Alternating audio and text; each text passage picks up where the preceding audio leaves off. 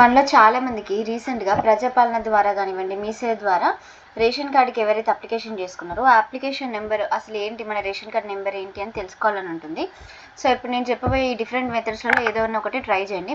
First easiest way ఈ రాజీవ్ యువ వికాసం స్కీమ్‌లో మీ నేమ్ ఏదైతే ఆధార్ కార్డ్‌లో ఉందో అది ఎంటర్ చేసి, మీ ఆధార్ కార్డ్ నెంబర్ ఎంటర్ చేసి, కింద జస్ట్ ట్యాప్ చేయండి. ట్యాప్ చేస్తే మీ ఫుడ్ సెక్యూరిటీ కార్డ్ ఏంటి అనేది డిస్‌ప్లే అవుతుంది.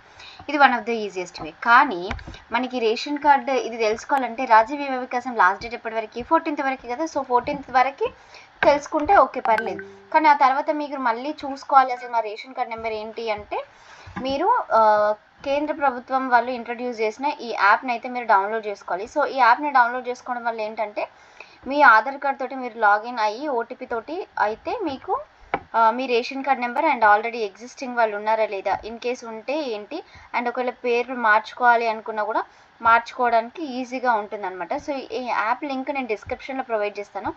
కొంచెం ఈ యాప్లో గ్లిచ్ అయితే ఉన్నాయి, అంటే లైక్ మనకి ఎగ్జాక్ట్గా ఎంటర్ చేసిన వెంటనే ఇట్లా రావడం అయితే లేదు.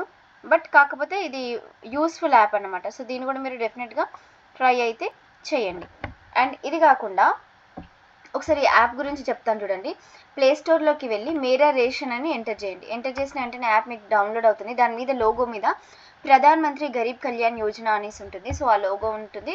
మీరు బెనిఫిషియరీ యూజర్స్ దగ్గర క్లిక్ చేసి ఆధార్ కార్డ్ నెంబరు అండ్ మీకు అక్కడ క్యాప్చా కనిపిస్తుంది. ఆ క్యాప్చాని కూడా ఎంటర్ చేయండి. ఎంటర్ చేసిన వెంటనే మీ రేషన్ కార్డుకి సంబంధించిన డీటెయిల్స్ ఓటీపీ అడుగుతుంది. ఆ ఓటీపీ తోటి లాగిన్ చేయాలి.